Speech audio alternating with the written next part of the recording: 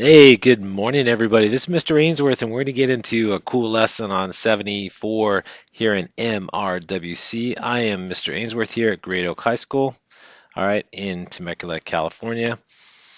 And today, what we're going to do is we're going to verify symbolically whether a function's odd or even. So I will be using a little Desmos here to verify the results. So you'll notice that I have that on the right side of the screen. So get your Desmos ready so you can participate. And then of course I'm going to go through the lesson here. All right, so let's get started here. Let's talk about what it means to be odd and what it means to be even. All right, so let's talk about even first. Let's take a look at this graph here, the first graph on the left. Okay, so this is a graph of y equals x squared. This is just a simple parabola here. And what we want to do is notice that if you take a look at the y-axis here, which is here in the vertical y-axis right here, you'll notice that the function has y-axis symmetry and that a is the reflection of a prime. So if you reflect a, which is at 2 comma 4, across the y-axis, so I'm talking about a reflection here, so reflect, or b to b prime, and you reflect it, so this is called a reflection here, you'll notice that it's symmetrical about the y-axis. So when we say even, I'm talking about y-axis symmetry. So y-axis symmetry. Very simple concept. So it's a silly word, even, all right, to represent a very simple thing that we start learning when we were young. And you go over it thoroughly, when you're in geometry. But we analyze many different things that are symmetrical about the y-axis, and any function that behaves like that has y-axis symmetry. But notice one thing, that if you reflect a, which is at 2 comma 4, across the y-axis, notice it becomes or moves or it gets reflected to a prime, which is at negative 2 comma 4. So only the sign of the x coordinate changes. The y coordinate remains the same. Because of that, all right, the y coordinates, all right, which we call f of x in general, because you know that every point is called x comma y, but in function notation, y is the same as f of x. Okay, you guys should know that from Algebra 1. All right, so the y coordinates, or the f of x, on both of these points, b and b prime, are the same, which means that f of x has to be equal to f of negative x, hence the definition of even. All right, and so that's the algebraic, or what's called the symbolic definition of even. Okay, so I said earlier in my previous lessons that if you take any point on the graph, x comma y, and you map it or reflect it across the y-axis right here. So we say mapped, but we also say reflect in this case. All right, it gets reflected to negative x comma y. Only the x coordinate changes sign. Okay, and that happens all the time with even functions, or any function that has what's called y-axis symmetry. So this is even functions only. Okay, if it's odd, or it's rotation, so that's completely different. Now let's talk about that. Okay, so if it's odd, if the function's odd, it has what's called rotational symmetry. So we say it's a 180-degree rotation, okay, about the origin. Okay, it has to be about the origin, which is 0 comma 0. So we say that it has rotational symmetry if this happens. So rotational symmetry, but specifically 180-degree rotation about the origin, which means that any point on the graph, x comma y, all right, gets rotated to the opposite of x comma opposite of y, which means both the signs change. So for example, if you take a and you rotate it about the origin, okay, 180 degrees, so 180-degree rotation, okay, whoops, got to spell correctly there. All right, notice that a up here gets rotated to a prime down here. So 2 comma 8, all right, gets rotated to negative 2 comma negative 8, and notice that both signs change. In general, what happens if you take a point B, call it x comma y, or x comma f of x in general, and you rotate it, okay, 180 degrees, notice that x gets rotated to negative x, and then the function value f of x, well, it becomes opposite in sign because you go in quadrant 3. From quadrant 1 to quadrant 3, you're below the x-axis. So whatever f of negative x is, it's got to be the opposite of f of x. because the y value up here, this one's positive because you're in quadrant 1. All right, and this one down here, this has got to be negative because you're in quadrant 3. So they are opposites of one another. So we say in general, if it's odd, f of negative x equals the opposite of the f of x, or the opposite of the original function. So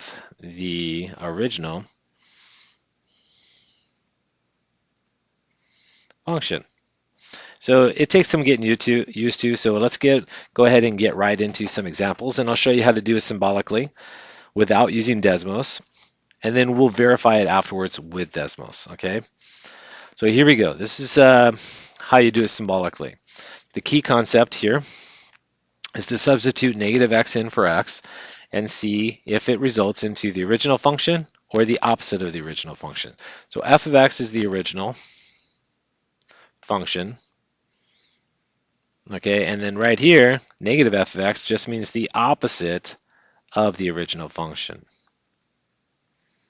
So you have to understand that these, what all these symbols mean. So negative means opposite, okay? And so what we're going to do is just make a substitution, negative x in for x. We're going to simplify what we get, and we're going to analyze it to see if it results in the original function or the opposite original function. And if it simplifies into the original function, okay, we're going to say it's even. If it results into the opposite of the original function, we say it's odd. So here we go. All right, so the first one here is is f of x equal to x squared, all right, even or odd? So we start by substituting in negative x. So f of negative x, notice I have to substitute it in here and here, so twice, okay? And that's going to be equal to the opposite of x to the second power, or squared. Well, we know that negative x squared means negative x times negative x. Just going back to basics. We know that a negative times a negative is a positive, and x times x is x squared. So this just results in x squared, which happens to be the original function. All right, and so it's equal to f of x. Okay, the original function. So notice something here. We started off with f of negative x. It results in and is equal to f of x. So these two things must be equal. All right, so I'm going to make a statement here. So f of negative x has got to be equal to, all right, f of x. And that, my friends, is the definition of what it means to be even. So look at the top of the screen. Okay, it results into or it implies that it's even because it satisfies that even definition. So f of x must be even. So we're always going to make these three steps. We're going to substitute first.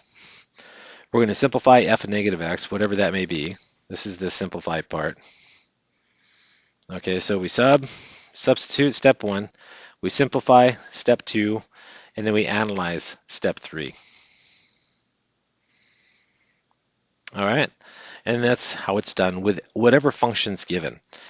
All right, so let's go for it. Let's try another one here. All right, so the next one here, forgot to change the exponent there. This should be y equals x cubed, not the same function, so I'll have to fix that. So fix this.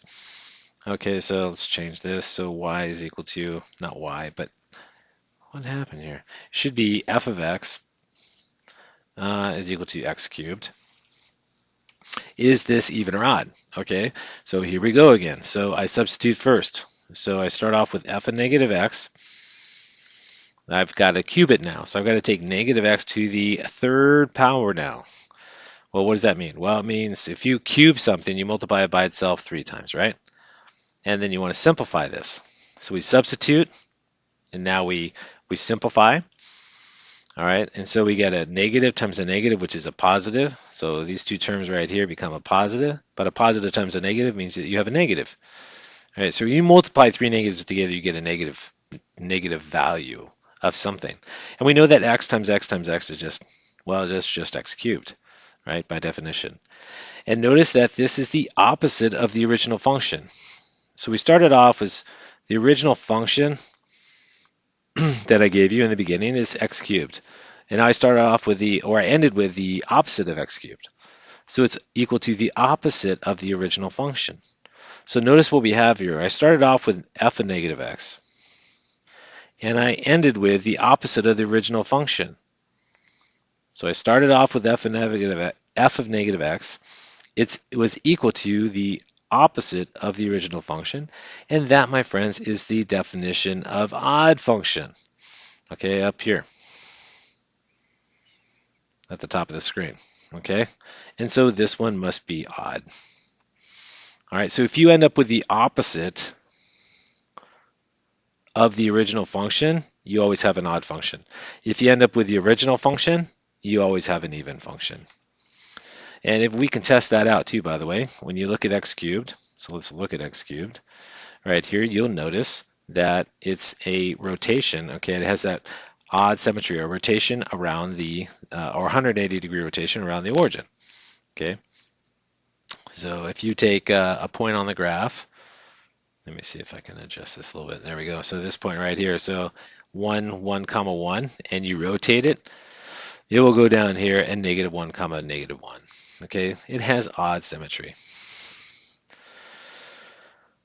Okay, so to get used to it, you got to really experience a lot of different functions to get, comfortable with this concept here. All right, so this next one here, we have f of x is equal to negative x to the fifth power plus 3x. So my first step is to substitute in. So you always start here, okay? You always start with a substitution. And so I got to substitute negative x in. So I got to take negative of negative x to the fifth, all right, plus 3 times negative x. And I got to simplify this. So underneath it here, I've got negative of something, all right? What happens when you take negative x to the fifth power? Well, if you take it up here and you expand it out, negative x times negative x times negative x, okay? You do this 5 times, okay? And you're multiplying 5 negatives, all right? Every time you multiply 2 negatives, you get a positive. And so the end result has got to be negative. All right, and then when you multiply 5 x's, you get, well, guess what? You get x to the fifth. So really what we have is negative of negative x to the fifth, all right, and then 3 times negative x is just negative 3x. So when you simplify this a little bit more, we see a double negative here. So we get x to the fifth minus 3x. Now you got to compare this to the original function. So up here, this is the original function. And you compare. And if you compare this right here, compare, you'll notice that the signs changed. It went from negative x to the fifth to positive x to the fifth. It went from positive 3x to negative 3x. So really, this is actually equal to the opposite of the original function.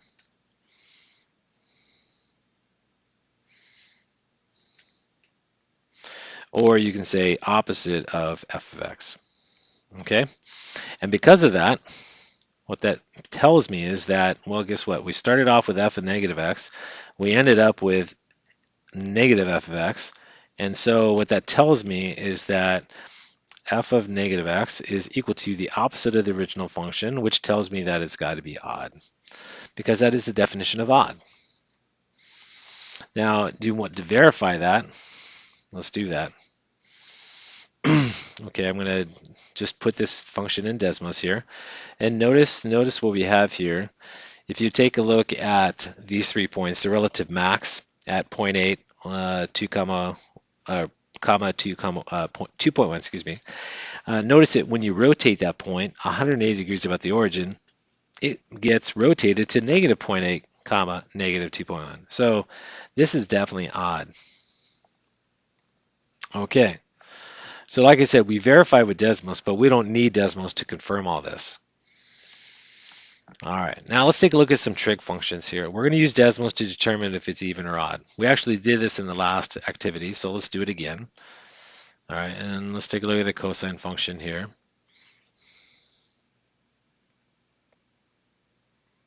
I'm just fixing a few things here. There we go. So let's bring this function up. Up here, just rearranging things here. So let's notice the cosine function.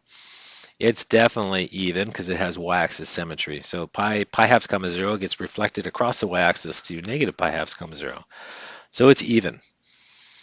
Okay, so we know it's even. We knew that from the previous activity, that is. Okay, so it's even, which means that f of negative x is equal to f of x. That's what it means. Because of that, if we take cosine of negative x, it should equal the original function, which is cosine of x. And let's verify that fact too before we use it, okay? So I say all these things and but you got to understand things. So notice, look at the graph here. I'm going to now plot cosine of negative x, and what do you notice? Well, we don't see two functions, we see one function. If I turn off cosine x and just look at cosine of negative x in green here, and then I turn on cosine of x, it overlaps. It's the same function, which means it's got to be, it's the same graph, it's got to be the same function, which means they are equal, okay? And this is a fact that you guys need to remember. Cosine's an even function, so cosine of x is equal to cosine of negative x. So you need to commit this to memory. So let's make a little note of that, okay?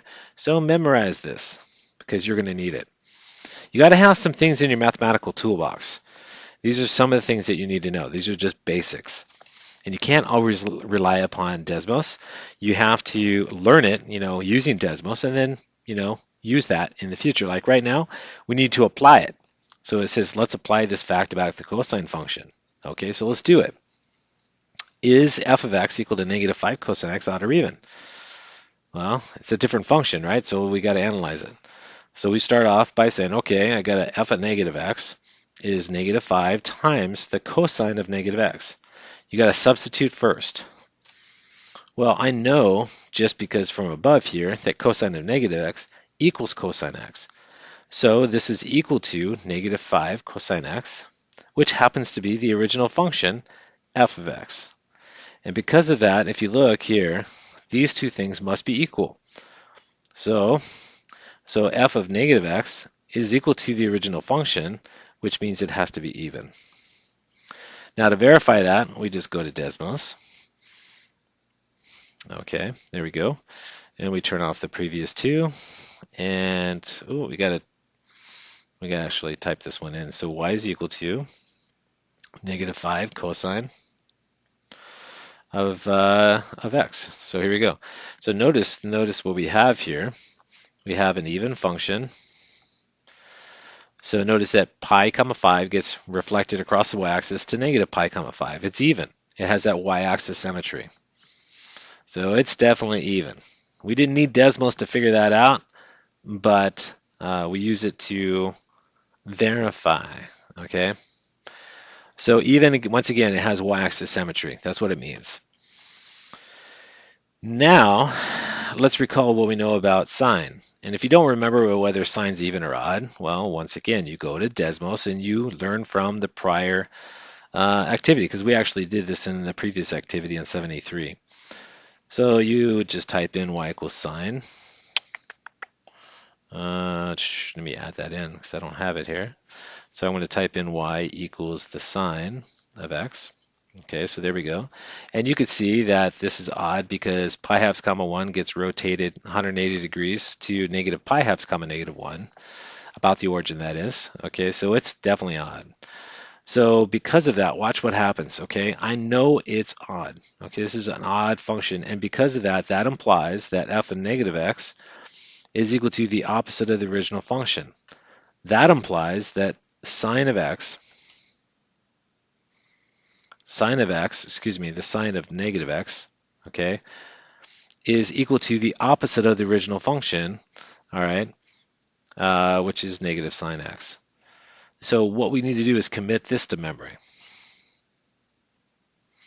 Now, if you don't believe me, let's go to Desmos before I apply it, okay? Let's type this in. So I've got sine of x up there. I'm going to deselect that. What I need is this function here. Okay, so let's graph sine of negative x, okay?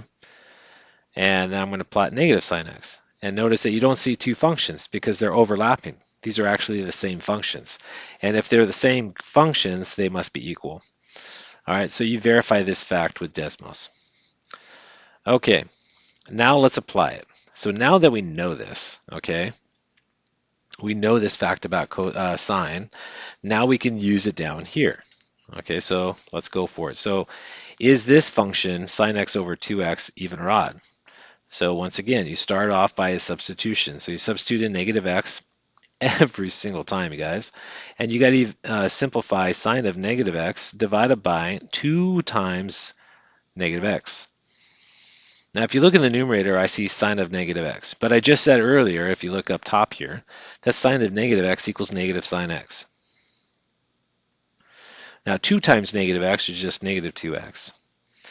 And then if you look here, a negative divided by a negative is a positive, so those negatives cancel, and you just get sine x over 2x, which happens to be the original function. All right? And because of that, this right here, if you look right here, these are equal. All right, so f of negative x is equal to f of x, all right, which means it's even. Okay? Now, I'll change the function a little bit on the last one here. All right, is this function here, sine x over x squared, is that odd or even? It's a little bit different, right? So you can't just assume it, you got to work it out. So again, you start off with a substitution. You substitute negative x in for x and see what happens. So we substitute, simplify, and analyze. So you you substitute in negative x up top, you substitute in negative x down below, and then you simplify. Well, sine of negative x is just negative sine x, as I said earlier up here in the top. Negative x squared is negative x times negative x times negative x. Well, guess what? That's just x squared.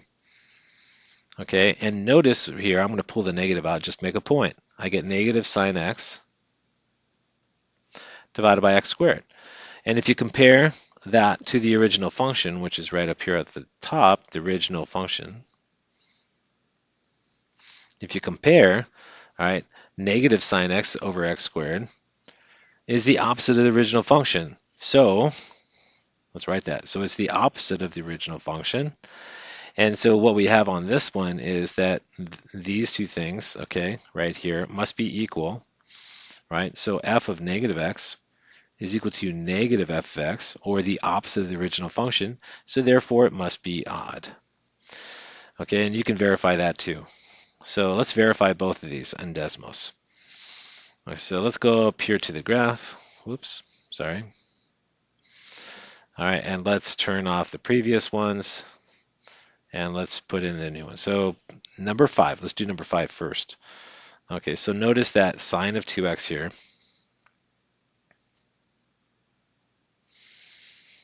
Yeah, there we go. So notice right here, so if you click on a couple of the x-intercepts, since pi comma 0 gets reflected across the y-axis at negative pi comma 0, this function's got to have y-axis symmetry, so it's got to be even, okay?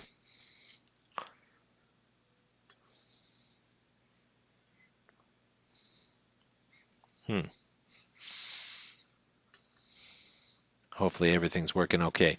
So this has got to have y-axis symmetry. And now the other one, let's take a look at the last one here. So sine x divided by x squared, and let's take a look at some of the x-intercepts here. It's not a reflection of the x-axis because this upper portion in quadrant 1 does not get reflected across the y-axis, so it's not even. But notice that if you rotate this thing 180 degrees, that pi comma 0 gets rotated to negative pi comma 0. So this one's got to be odd. It's got that rotational symmetry about the origin. Okay, so it's 180 degrees rotational symmetry, okay, about the origin, which is 0, 0. All right, and so there is a little glimpse of how to determine if functions are odd or even symbolically or algebraically, all right, using the definitions of odd and even, which I talked about in the very beginning. All right, so let's go back up to the beginning here. Okay, so we went through quite a bit actually. So I started off by talking about what it means to be odd, what it means to be even. And then we talked about the symmetries, and then I went through at least 5 or 6 examples of how to determine whether they're odd or even using symbolic definitions. And then I verified everything with Desmos, which is always a good thing to do. All right. Well, that is another discussion on odd and even. This pertains to activity 74 in MRWC. So hopefully that helped you out, and I will see you in class. This is Mr. Ainsworth. You guys take care. Bye-bye.